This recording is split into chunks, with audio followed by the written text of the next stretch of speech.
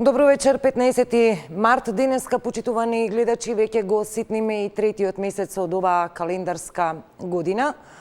Петиот пакет на антикризни мерки веќе е доставен уште во средината на февруари во собранието, но тој не е изгласан. Роковите за аплицирање за мерките и од страна на граѓаните и за компаниите се до 31 март, со оглед на тоа што не се усвоени во парламентот, го имаме она тргни застани во однос на кворумот, се отвора прашањето дали ќе има потреба од пролонгирање на тој рок од 31 март. Во меѓувреме јавниот долг, како велиме ние новинарите, достигна едно историски највисоко ниво, надмина 60%. Јасно е дека веќе ја губиме и излегуваме од онаа зона на фискална комоција во трошењата. Пред да влезам во студиото, погледнав дел од податоците од новата алатка на Министерството за финансии во однос на приходите, расходите, буџетирањето и капиталните инвестиции. По оние првични показатели се наслутува дека оваа 2021 ќе биде уште една година на битка, не само со економска криза, можеби ризици ќе демнат и поради предстојните редовни локални избори. Економијата е во фокус на оваа вечерашна дебата. Мои соговорници, вице-премиерот Фатмир Битики, добро вечер. Добро вечер. И универзитетскиот професор, член на извршен комитет ВМРО ДПМН, професор Трајко Славевски, добро вечер за двајцата. Од она што го знам, министре, вие имате прележано ковид, вие професоре, тоа што разговаравме, не. Не. Се чувам. Се чувате. Познавам и луѓе кои многу се чуваат, но не успеа да избегаат од болеста. Како велат, со лесно само нека минува. Сакам да прашам, ги погледнав податоците за заболени, новозаболени денеска, апсолутната бројка не е страшна, но кога го пресметав оној процент, веќе сме над 20% заболени во однос на тестирани. Психолошки проблем, според мене, создавано отсуство на вакцините, можеби доколку ги имаме, малку ќе бидеме поспокојни дека ги имаме. Најавите дека се можеби следната недела ќе стаса некоја пратка, можеби од руските вакцини. Повторно, сакам да прашам, имаме ли простор за паника, чувствуваме ли веќе дека влегуваме оној, си го велиме, трет бран, неочекувано, бројкиве сепак укажуваат дека имаме повторно тренд и на смртни случаи, и на новозаболени. Еве, простор на професорот. Добро, ако сте забележале, секој понеделник бројката на што ја дава Центарот за јавно здравје на заразени со COVID или со SARS-CoV-2 е значително помало затоа што некои лаборатории кои што вршат тестирање не работат во неделя.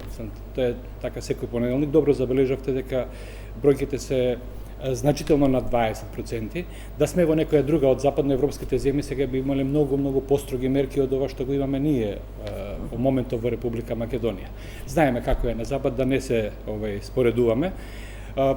Добро, ние сме економисти, сега не можеме да тврдиме со сигурност дали било очекувано, не било очекувано. Епидемиолози предупредува дека може да дојде и до трет бран. Тој е дојден, ние јаваме на тој трет бран, јаваме во наводници, така што ги чувствуваме последиците, загуба на човечки животи, неможност за заштита колку што ја дават заштитата вакцините. Соединетите американски држави, добро, тие се во полна положба, над 100 милиони, 105 милиони, заклучно со вчера, вакцини имаат пременето, соседна Србија 2 милиони, ние сме на самиот почеток. Тоа ќе има последици и по здравјето, по животите на граѓаните, секако и економски последици. Професоре, пред да ви остапам и на вас простор за коментар, ние веќе имаме полициски час од минатата недела, мислам дека почна. Некако чувствувам дека во јавноста, кога ги немаме мерките, коментираме зошто ги немаме. Кога ќе се воведат мерки, дополнителни рестрикции, зошто се воведуваат, се нанесува штета на економијата. Дали ви лично... Не, зависи кој како коментира. И ова, внимајте, е многу непрецизно штети на економијата.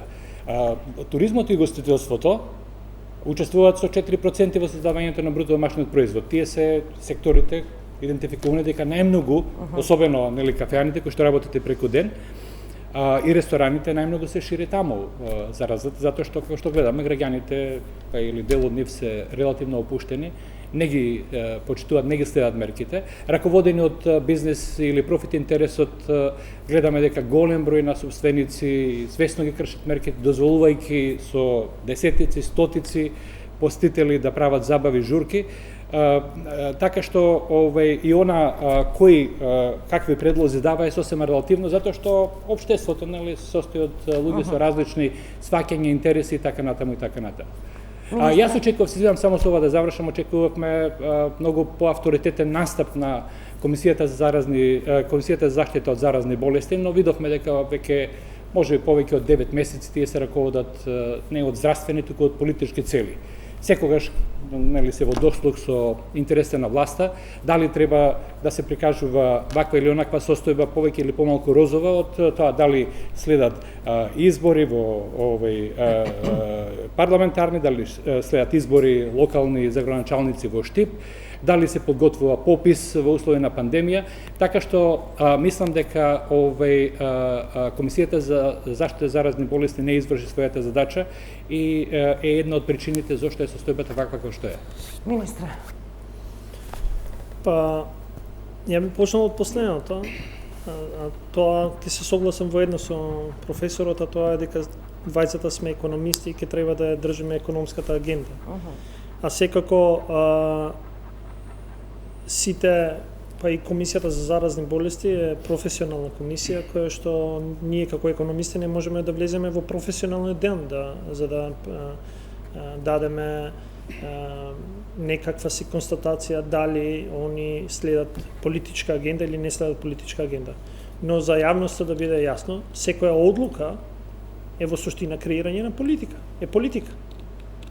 И нивната одлука за да препорачаат присуствување на мерките, како што е карантин или ослободување од класичните мерки е политичка одлука. На крај на денот они донесуваат одлука, водени од нивната професионалност. И веројатно кога си надвор од круговите на носење на одлуки, се чувствува или се мисли дека сите се непрофесионални, ама ја морам да тврдам дека Комисијата за заразни болести крајно професионално се врши својата работа, притоа водејќи грижа само за здравјето на граѓаните. И дури ние како политичари некојаш велиме дека можеби треба да настапат со по-либерални нивни одлуки и овде се судруваме со нивните одлуки. Тоа што нас ни се случува во овој момент, секако психолошкиот момент е битен кај сите граѓани, не само во Северна Македонија, но и пошироко, и на Балканот и во целиот свет, затоа што после една година на борба со непријателот кој што не знаеме како се однесува од другата страна е многу тешко. Он има и економски последици, но и здравствени последици. Секако секој еден можен момент, дали е ваксината или ја има или ја нема, е додатна причина за психолошкиот момент. Но јас навистина овде ќе кажам дека однесувањето наше е најбитниот фактор во целата состојба и крајното, како што кажа професорот, непочитување на мерките доаѓа од самите граѓани. Во суштина можеби моментот на некој вели дека карантинот, тоест полицискиот час од 22 часот во секоја вечер до 5 наутро е тешка мерка. Јас само ќе потсетам дека сите други земји надвор од Западен Балкан, почнувајќи од првата земја во Европска унија, Хрватска па и нагоре, веќе четврт месец влегуваат во целосен малтене локдаун, а особено во секторите кои што се спомна како доста големи причинители за зголемување на бројот на заразени, а тоа е угостителството и туризмот. Прашањето беше кај нас зашто не се постигнува малку по радикални мерки. Знам дека како министер и како сектор вие сте помеѓу оние барања на угостители, па дури на организатори на свадби за еден полиберален пристап да се дозволат протоколи да работат луѓето. Од друга страна имаме едно граѓанско незадоволство дека работите се премногу препуштени на стихијата, на случувањата со ковид. Значи, ние сметаме дека досегашното менаџирање на кризата даде позитивни резултати. Во смисол да негативното влијание од здравствената криза не директно удри уште повеќе во економската благосостојба. Секако ние ќе збориме за економските параметри, они не се идеални како што би требало да бидат во случаи на нормални услови. Но веројатно ударот ќе беше уште поголем да имавме поригорозни мерки и затоа одлуката беше некаде измеѓу. Секако ние само да не забораваме и за првиот бран и вториот бран не бевме толку либерални да кажеме како другите земји на Западен Балкан и секако секоја економија треба да се води по по тоа што е специфично, по својата специфика. Не треба овој модел на справување со кризата нема copy-paste модел, тоа што го прави Германија, да го правиме и ние. Секоја економија автентична има своји предиспозиции. Сезам, јас мислам дека ние и тројцата овде кога зборувајќи за оваа тема која што не ни е специјалност, сносим известна одговорност спрема јавноста. Треба еден мал мој придонес да не се согласам со дел од излагањето на овој колегата Битичи. Имено да тврдиме дека успешно менаџираме со кризата сега кога граѓаните кажуваат дека не може да најдат место, не може да најдат кревет во болниците, слушаме секој ден од министерот за здравство дека има кревети, наводно има кревети, а знаеме одамна, ние кажавме што минатата година не е доволно да има кревети. Никој кај нас не кажува колкав е бројот или дали има на располагање овие соби за интензивна нега. На сите земји што се во околината или надвор, тоа е еден од критериумите за тоа до каде сте со заштитата на собствените граѓани. А кај нас не може да се дојде во последниве денови, за жал и последниве недели, дури до обичен кревет. Вака, ова што викате, мислам, оној баланс за заштита на здравјето и за заштита на економијата. Ние штитиме економијата, штитиме сектори кои што учествуваат со мал процент во бруто домашниот производ, младите прават джурки, на 30 сантиметри се едни од други, нели, конзумирајќи пијалоци алкохолни и безалкохолни во текот на денот, ги заразуваат сопствените родители кои што крајно се чуваат на работните места каде што се нивните родители. Работодавачите трошат значителни средства за заштитна опрема, за внимателно, да речем, превезување на патниците и слично, а заразата доаѓа од она што ние сакаме да го либерализираме, што кажав, така што економијата трпи во многу посредно. Да речеме, и со мерките ние за тоа ќе кажеме подоцна, можеше да се помогне за организацијата на превозот на вработените и јавниот превоз, кој што е кај нас овде гледаме од сликите што ги добиваме секој ден, извор на опасности за заразување. Така што да тврдиме, кога сме меѓу првите 5, 6 или 7 земји во светот по смртноста на 100.000 жители или на милион жители, кога немаме ниту една вакцина за населението, да тврдиме дека успешно ја менаџираме кризата, мислам дека не им правиме добра услуга и на оние кои што ги штитиме овдека и можеби по-добро да преминеме на економските теми. Не се согласувам дека можеби подобро да преминеме затоа што да не влеземе. Се надевав дека ќе бидеме во духот на економскиот речник и кај што фактите и аргументите само се битни, а не некоја друга агенда. Но навистина не би сакал затоа што има невистините. А тоа е дека здравствениот систем во овој момент се уште има капацитет да се справи со бројот на пациенти кои што се пријавуваат и бараат помош. Дали е тоа во сегментот на интензивна нега или во сегментот на нормална нега. Интензивна најверојатно се мисли на респиратори и на другиот сегмент. И за тоа има примери. Мислам дека ниту еден се уште наш сограѓанин не е вратен дома затоа што нема слободен кревет. Дури да нема слободен кревет во другите градови, они се упатуваат во Скопје. Во Скопје има сосема доволно слободни места, тоест кревети во здравствениот систем. Така да не би сакал повише навистина да навлизам. Јас не сакам, ќе судат гледачите за ова што го кажувате. Да.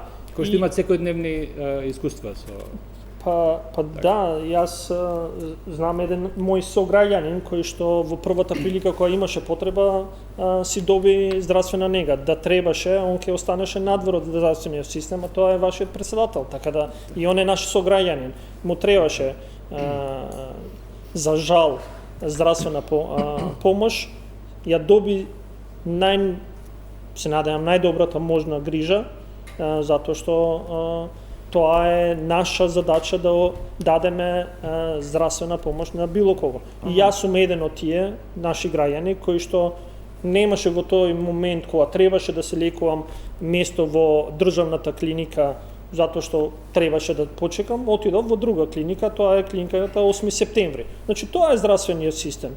Можеше да биде не 8 септември, да беше трета болница некаде во клинички центар, но ја добив здравствената грижа од здравствениот систем кој што ние самите сме го креирале. Одвоивме малку повеќе време, иако јас не го планирав.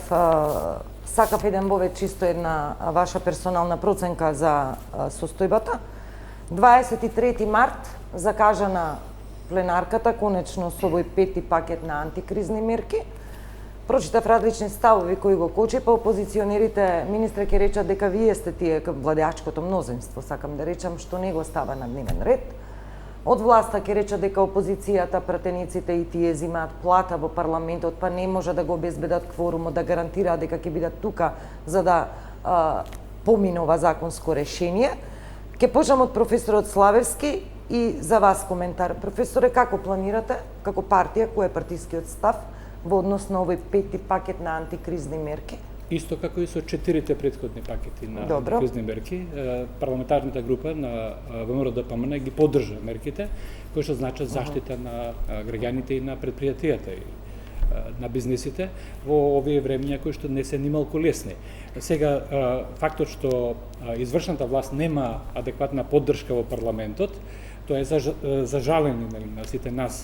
Мајте сега нешто што е предадено од страна на владата како предлог за измени таму на законите, уште во, како што кажувате, средината на февруари, да се стави на седница дури на 23 март, со неизвестност дали ќе се фатат роковите, не може воопшто да се стави на товар на, ево да речем, најголемата опозицијска партија. Мене друго ме загрижува. Мене ме загрижува фактот што не знам дали сме свесни, нашиот парламент е блокиран. Блокиран е со изјавите на други партии, не на ВМРО-ДПМН, дека додека не се изгласа нешто што самите тие го определили како свој приоритет, кој што нема врска ниту со економијата, нема врска ниту со здравствената криза, тие ќе блокираат се, дури и законите што се однесуваат на спроведување на 5-тиот пакет на мерки. Значи, целосно не можам да се согласам.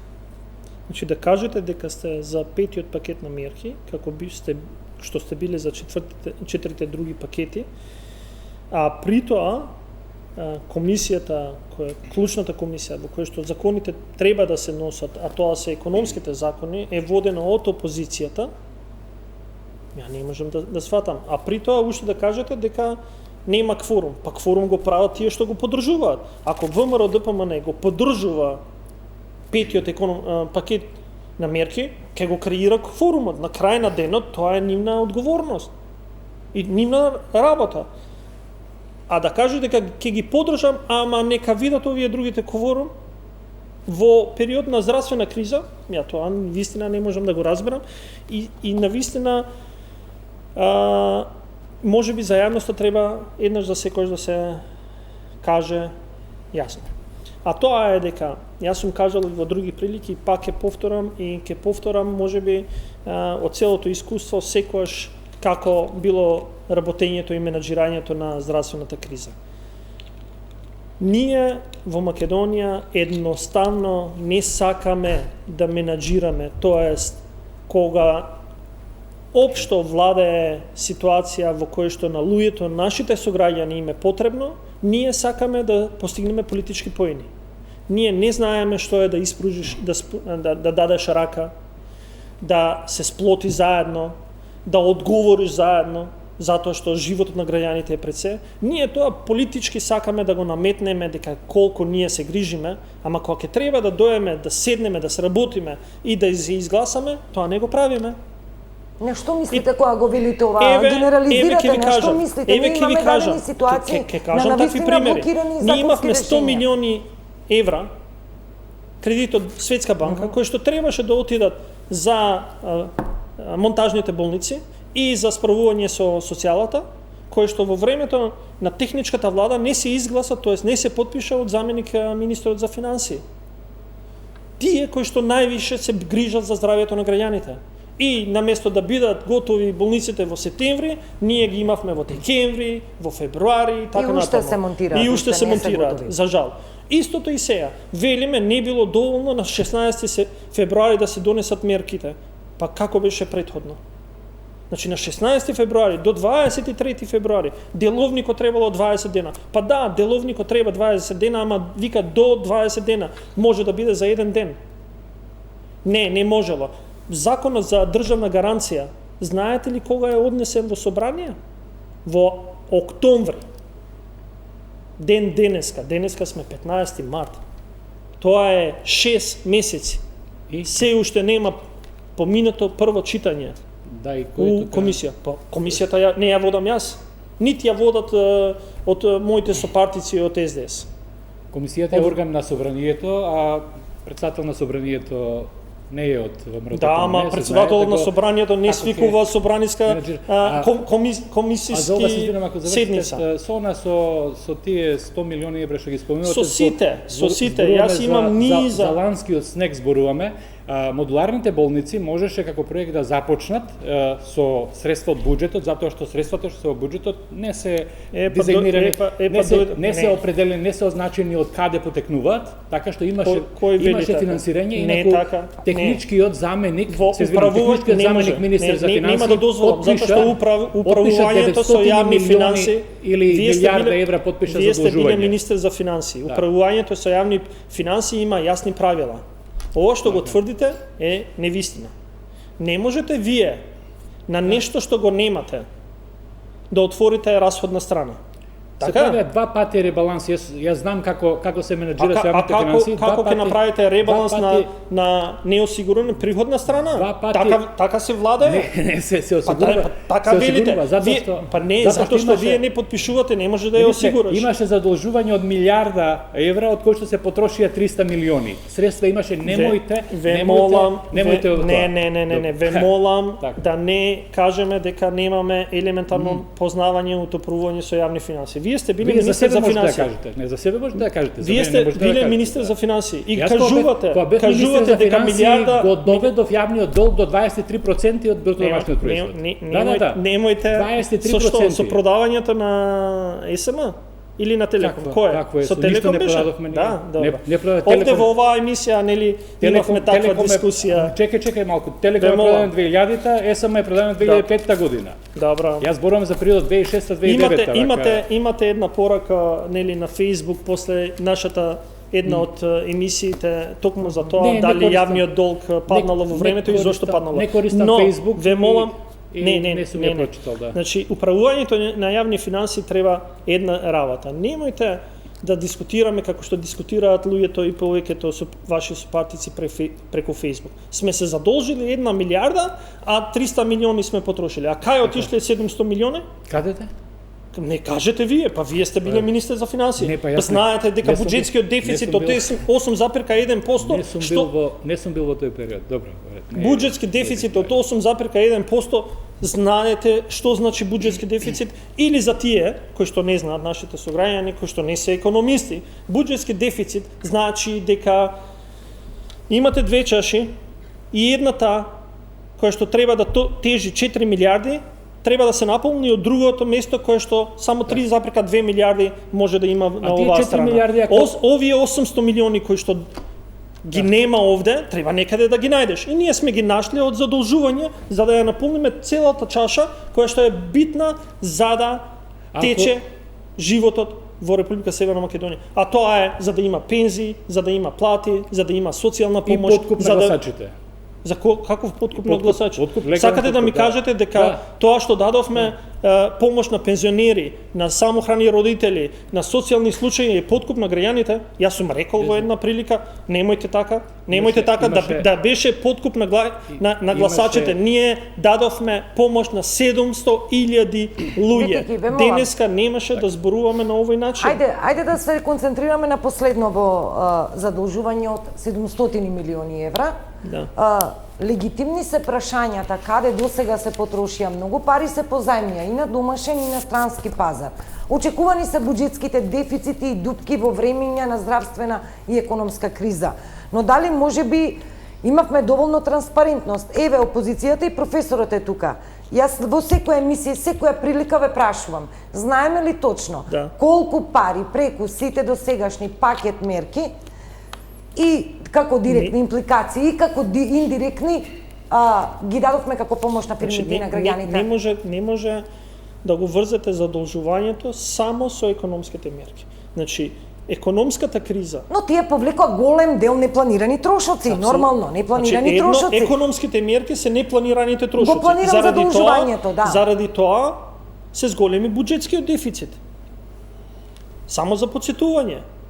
При планирање на буџетот во 2020 година имавме историски најнизок буџетски дефицит, некаде 2,9%, за да завршиме на 8,1%. Таа разлика во буџетскиот дефицит се креира заради две работи. За дополнителните расходни страни, заради економската криза и дополнителните разлики или празнина во приходната страна, која што е заради намалувањето на економијата. Знаеме теоретски, јас ве прашувам дали знаеме каде отидоа парите, ова што го вели опозицијата постојано. Ама не е теоретски, 8,1% дефицит во апсолутна бројка што значи 800 милиони евра. 800 милиони евра. Дополнителни 360 милиони евра го одговорот кај се парите од евроврзницата и другите задолжувања.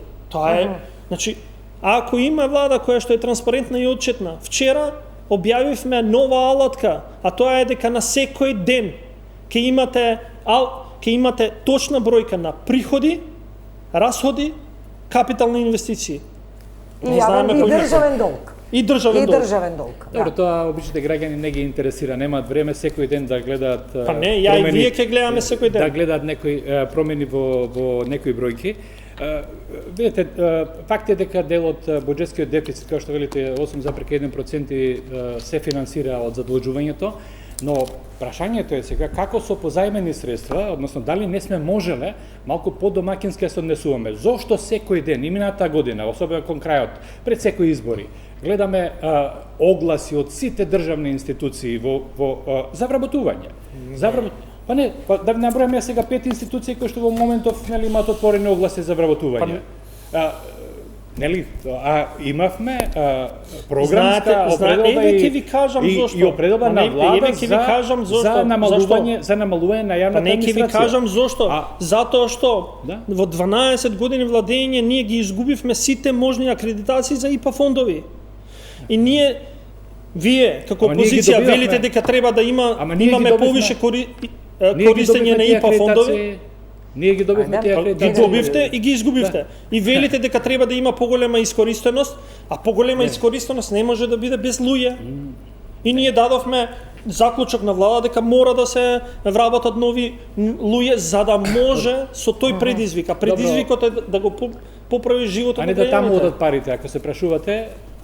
Ево беше даден одговорот, нели, каде оди дел од средствата во услови кога ние треба водиме сметка за секој позајмен. Каде, професоре, сметате дека овие вработувања дел од нив се тековни, можеби и со договори на дело се продолжуваат од раскинати договори од претходната календарска година.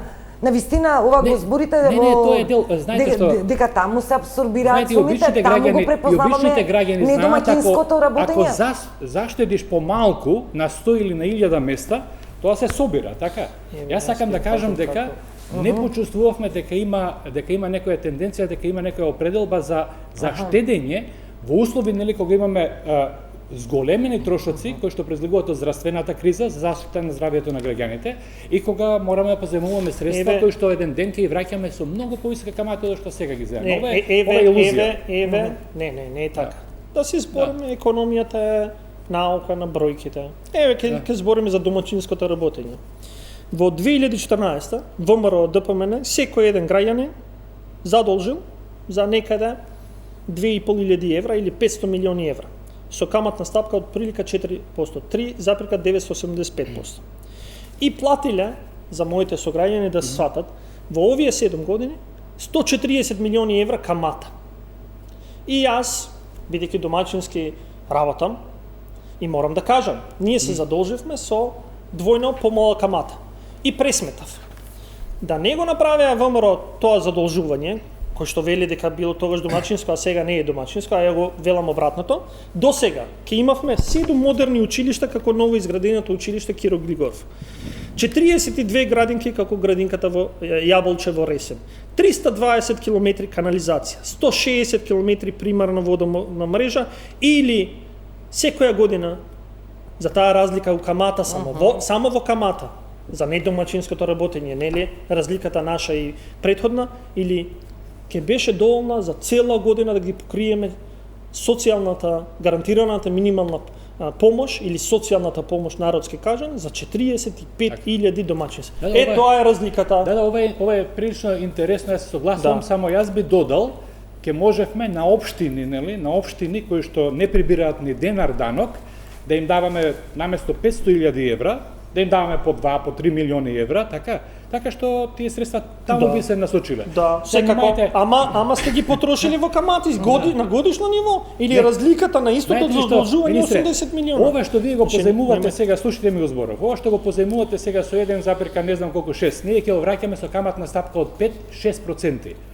Верувајте ми, затоа што работите во моментов додека зборуваме, се такви на светските пазари што започнуваат да растат каматни стапки. Па кога ќе дојде, ако ние не се однесуваме одговорно, ако не штедиме да можеме со помали дефицити да ги враќаме долговите, а не да враќаме долгови со позајмување, затоа што работите се менуваат.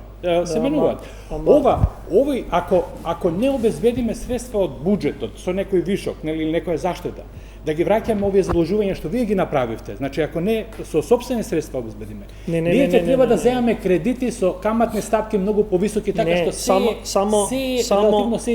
ова што сега го враќаме не е нешто што сме го направиле.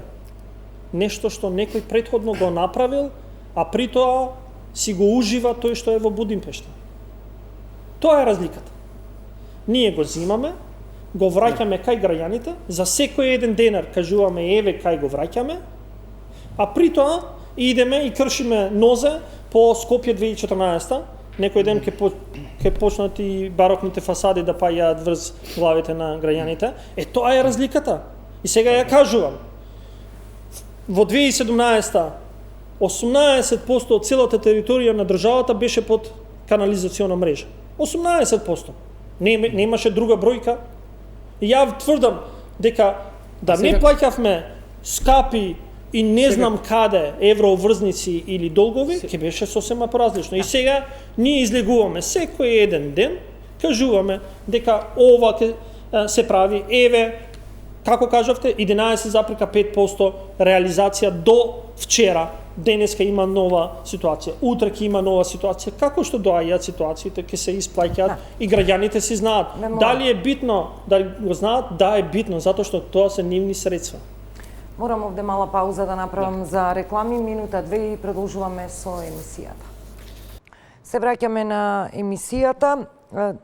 Го спомнавме јавниот долг, веќе надмина 60%, тоа видов состојба на крајот на 2021, битики можеби имате некоја нова состојба во првите 2 месеци од годинава, но веќе е известно дека со новата евроврзница задолжување, тука се движи. 6,3. Лимитите се поставени, мислам и во фискалната стратегија дека овде негде би требало да се стабилизира, ако зборуваме за оно оптимистичко сценарио дека годинава не очекува нели економско одредено закрепнување. Прашање за двајцата, математички, статистички и по европски стандарди, претпоставам веќе сме излезени од онаа зона на фискална комоција, на некоја умерена задолженост на економијата, но останува прашањето како се тоа ние сега ќе го сервисираме под предпоставка нели дури да ги имаме оние стапки на раст 4% годинава па до година 5 и така натаму. Значи по прв пат ние како влада имаме среднорочна стратегија за развој, и среднорочно планирање во буџетот. Според и двата параметри, некаде веќе четвртата година, ние би требало да го спуштиме јавниот долг на 56%, 56,7%. Тоа значи дека во суштина економијата ќе генерира таков раст за да ние бидеме во ситуација да го намалуваме јавниот долг со растот на бруто домашниот производ. Едноставно, не можете вие во апсолутна бројка да кажувате дека ќе намалувате јавен долг, а при тоа бруто домашниот производ да го стане на исто место. Мора економијата да расте, а секако секој еден денар задолжување треба да иде во насока на развој. Ако оди во насока на развој, тој ќе продуцира раст. И ние тоа го гледаме. Само еден пример. Ако во 2020 не го направивме тоа што го направивме со справување на кризата, најверојатно ние ќе завршевме на пат некаде околу 10%. Сега сме на минус 4,5%. Алудирате дека пакетот кризни мерки сепак амортизира одредени сегменти? Не алудирам јас. Бројките укажуваат не само на нашиот завод за статистика, туку на сите меѓународни финансиски институции. Не алудирам. Тоа укажуваат дека сме погодиле, сме направиле такви мерки кои што дале резултат, за да падот биде помал. Тоа ни дава за право за да 2021, 2022 и 3 и 4 идеме на проектираме раст до 5,2%. Тој раст од 5,2% еве што ќе им кажеме на граѓаните. Што значи раст од 5 наспроти намалување од 4? Дека во замислен бруто домашен производ, тоа е предвиден и после е реализиран. Имаш одредена сума на средства. Тоа е отприлика 11 милиарди евра. На 5% раст, значи кумулативно, затоа што не можеш математички да го провериш, нашиот бруто домашен производ после година на раст од 5,2% би требало да биде некаде 11,7 милиарди. И така натаму има начини како се презметува. Но овака пластично да им кажам. Да. Ајде да отвориме дебата во овој. Не, добро е да се има среднорочна стратегија. Среднорочно планирање точно се практикувало и претходно. Така еден поглед во блиската иднина, но сега во вакви услови на неизвестност се е тоа само на хартија. Она што не учи сега светот, она што не учат успешните земји во справувањето со пандемијата, е колку побрзо се справите со пандемијата, толку ќе биде побрзо и закрепнувањето, односно растот или рестартот на економијата. Ние и во оваа просторија, овој господин Бетичи, минатата година сме и пред изборите сме имали дебати, вие очекувавте третиот квартал минатата година да биде рестарт на економијата, ама не видовме, нели, сега можеби од објективни, од вакви или онакви причини не се случи рестарт. Се извинувам сега да завршам, јас ве слушам внимателно. Значи, погледнете земји како што се Кина, Австралија, Нов Зеланд, Тајван, кои што буквално, нели, со стратегија ригорозна во однос на мерки против ширењето на пандемијата, успеа да ги одржат своите економии, или земји како што е Израел, со еден друг пристап, со агресивно вакцинирање на населението, сепак, нели, се на добар пат да го постигнат она за што ние сонуваме, што го планираме и го ставаме на хартија. Состојбите сега, ако не да Боже продолжат работите вака со недоволна заштита на населението, недоволна заштита, мислам, на вакцинација, ние ќе зависиме од случувањата надвор, од случувањата со развојот на економската криза или рецесијата во Европската Унија, а секако ќе постигнуваме многу пониски стапки на раст од она што го посакуваме.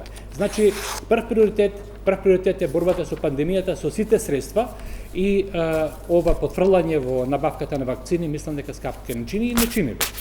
Го гледаме во моментот. Јас се согласувам дека има различни параметри, но еве, сега не се согласувам во едно. Не треба да не учат другите. Ако ние не ја познаваме нашата моќ, нашата економија, тогаш да препуштиме други да не водат. Но сметам дека ние ја знаеме доволно нашата економија за да креираме такви политики за да одговорат најдобро на тоа што е потребно.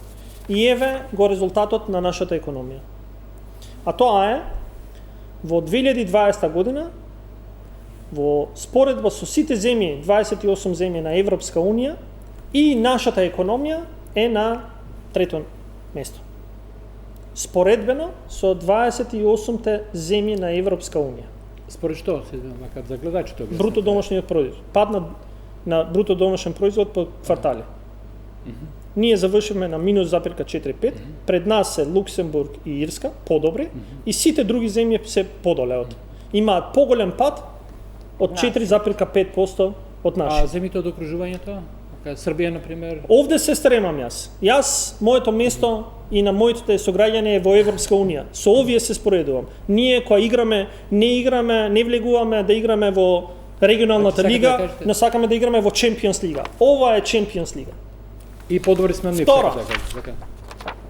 Извини, тоа се бројките. Не ги дадов, ќе ви ги испратам. Ама структурата Еве ја рестартот. Видете кај сме биле. Еве кај сме биле во април. Ова е со звезди е некој. Еве да, звездите се така ние со звезди работиме, нели? Ние сме кон иднината на звездите на Европската Унија, не сме со петократки. И еве ја разликата. Кај сме биле во декември. Ова е индустријското производство во 2020 година. Еве го рестартот. Движењето нагоре. Еве го увоз, извоз и трговската размена. Во јануари 85% покриеност имаме во јануари.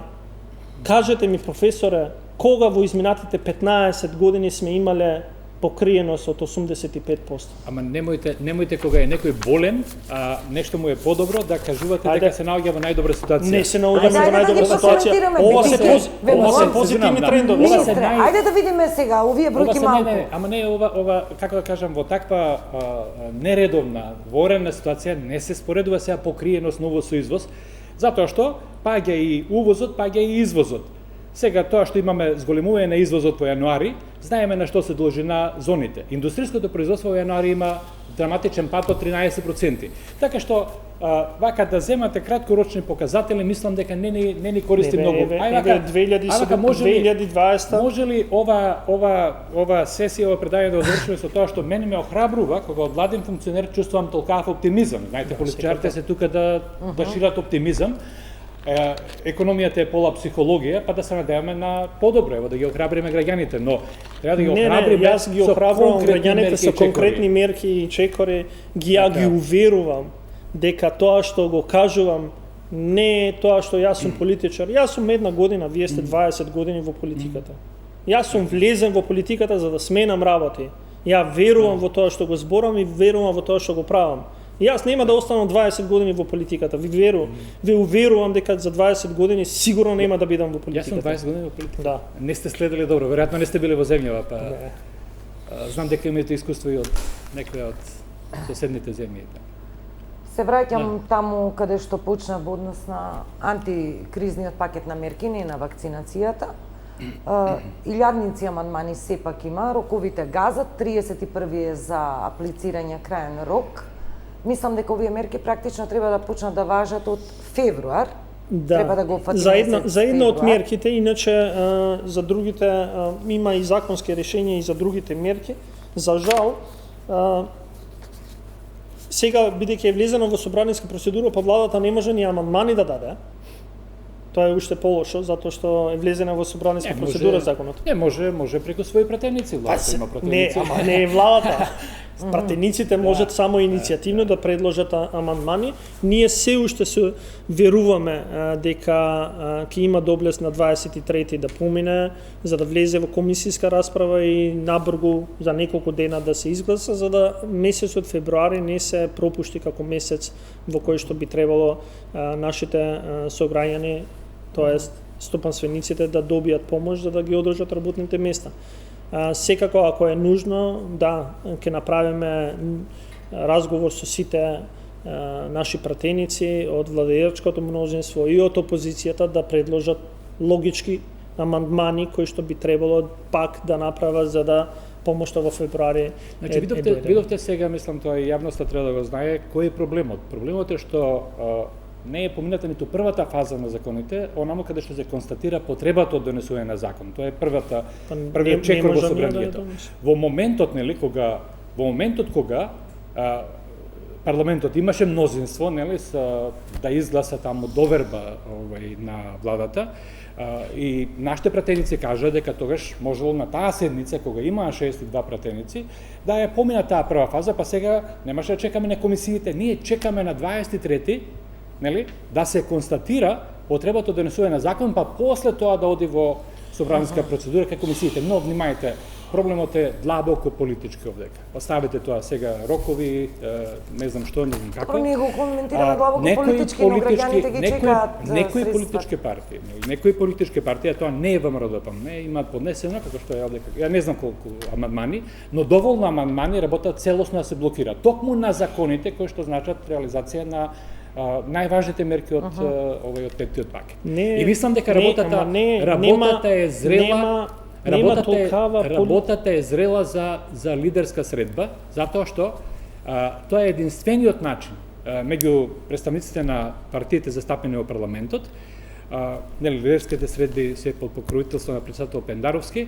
Република Македонија е во длабока политичка криза во моментов, покрај тоа што е здравствена, економска и така натаму, и некој треба да се стреми да седне на маса и да со консензус ги откочи работите, кои што се закочени. Ние сега нема полза од тоа дека да се спориме за роковите, кој како и така натаму, знаете дека има поднесено илјадници амандмани, може тоа до бескрај да оди, зошто на оние други закони или проекти на кои што има голем број на амандмани, не се ставаат на седница на собрание, затоа што се знае дека не ме прашувајте мене. Но ја навистина велите дека е политички проблемот и овде денеска изнесувате дека 120 пратеници не можат да работат за доброто на граѓаните и треба да се соберат 4 лидери на политички партии за да кажат дека 120 пратеници треба да гласаат за животот или не животот на нашите сограѓани. Нема, ево, убедете ги. Тога имаме... Убедете ги. Не, дајте да го смениме систем. Убедете ги, како да ги убедиме тие што ги поднеле тие 1000 амандмани да ги повлечат. Па разумот треба да ги убеди. А разумот не може да биде ако ВМРО бойкотира. Не бойкотира ВМРО, не. Па дајте, еве утре. ВМРО не поднела амандмани. Еве утре, 108 пратеници се повише од 12 пратеници, бидејќи алудирате на албанската опозиција. Закажана е седница на парламентот за 23-ти, што утре сега. Па добро да, па вие имате координатори тамо на пратеничките групи и 108 пратеници заедно со мнозинството и плюс на ВМРО, плюс левица, сите можат да сочинат мнозинство од 108 пратеници, да им кажат на албанската опозиција, ако навистина се толку проблематични албанската опозиција, дека треба да се изгласа за законот. Значи, тоа е убаво да се кажува пред јавноста, но не е тоа вистината. И затоа малку и праќаме погрешна порака, можеби со амандманите. Амандманите се добре дојдени и треба да ги има во некоја здрава демократија парламентарна.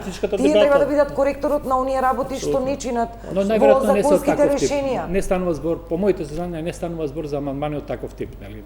Никој на 2-3 одредби од закони за реализација на нели поддршката за плати не може да интервенира за подобрување на тие одредби со 1000 амандмани. Друга е цел. Професоре, на крајот само една оценка, петиот пакет, колку ќе помогне во оваа приказна повторно за амортизирање, остава владата простор дека можеби ќе зборуваме во некое блиско време, дај Боже да немаме потреба за 6-ти пакет на мерки, но таа можност останува со сите тие ризици. Таму има 29 мерки, од различен интензитет, различно поставени, поамбициозни, помалку амбициозни и така натаму. Ние се фокусираме на неколку главни. Секоја поддршка што се прави со средства на граѓаните, така на оние сектори или граѓани што се погодени од кризата е добре дојдена. Ние не кажуваме, имаше и добри мерки кои што се за пофалба и во претходните пакети и така натаму. Работа е сега колку од тоа ќе се реализира. Само да кажам дека релативно скромен е петтиот пакет изразено во средства. Директни мерки има околу 90 милиони евра, некаде околу 160 се вкупно заедно со оние индиректните кои што како лост, како леверидж ги подигаат средствата што може да се стават на располагање. Мислам тука на гаранциите за кредити и така натаму. Но судејќи според реализацијата од претходните 4 пакети, можеме да сметаме дека сепак ќе биде скромен степен на реализација, барем на некои од мерките.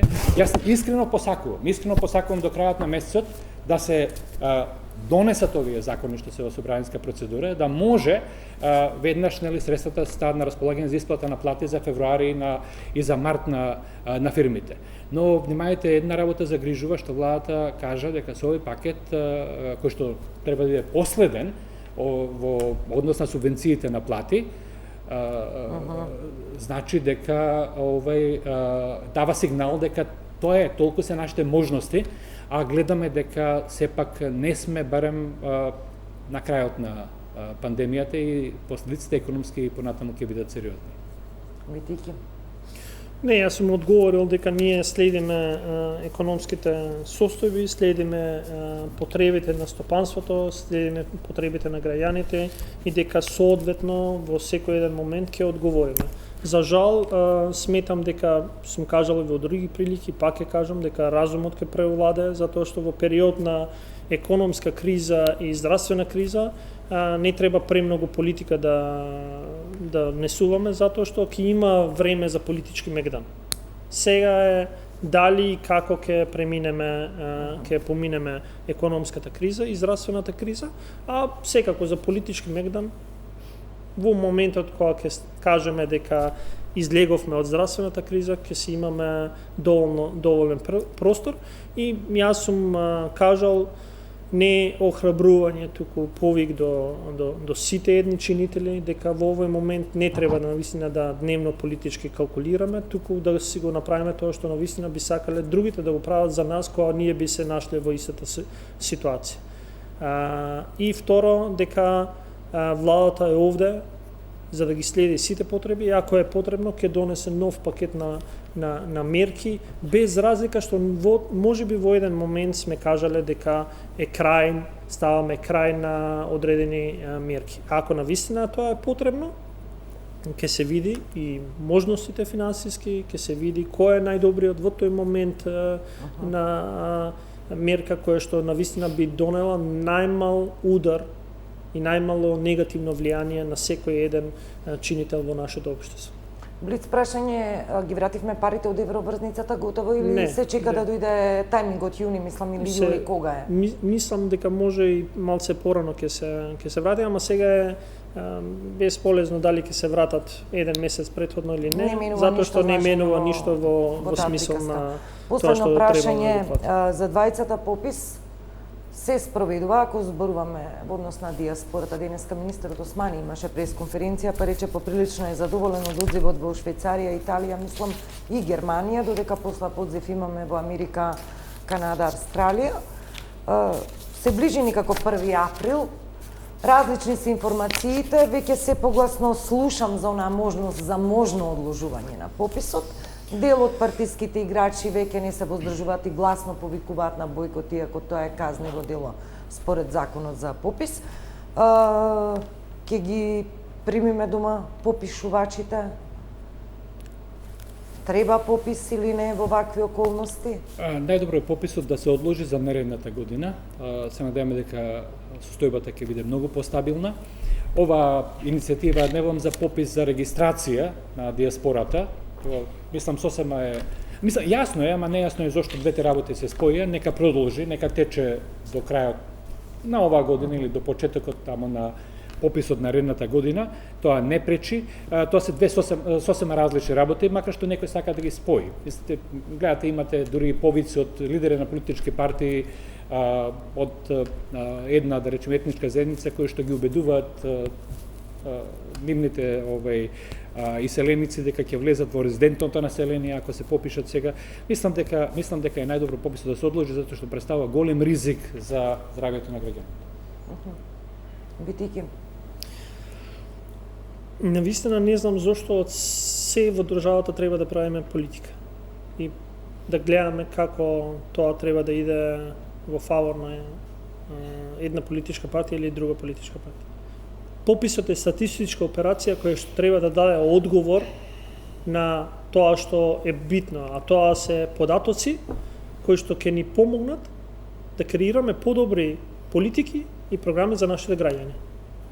Се додека немате податоци и ажурни податоци ги викаме, не можете да креирате политики, нит програми, нит мерки кои што одговараат на потребите на нашите граѓани.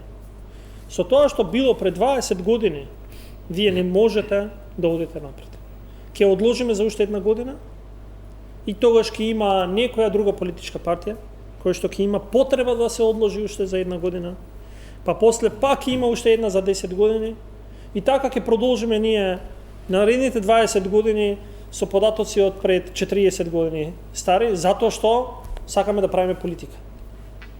Затоа што сакаме да го поврземе пописот и процентите со права на една група наспроти друга група, права на ова наспроти тоа. Ние го гледаме пописот како само статистичка операција. Не треба да правиме политика од пописот и овде би сакал навистина да заврши оваа дискусија. А секако за попишувачите има еден лек. Вакцина. Да, доколку тоа само штити. Професор Вакцина, вели вакцина. вакцина, вие велите маска. Добре. Вакцина, маска. Ви благодарам на двајцата што прифативте да бидете дел од вечерашната емисија. Ќе видиме со пописот како ќе се одвиваат работите, има уште од 15 или 16 дена до почетокот, 15 дена практично до 1 април. Ви благодарам уште еднашка. Благодарам. Почитувани, ви благодарам за вниманието. Тука завршува ова понеделничко издание на 24 анализа. Од мене довидување.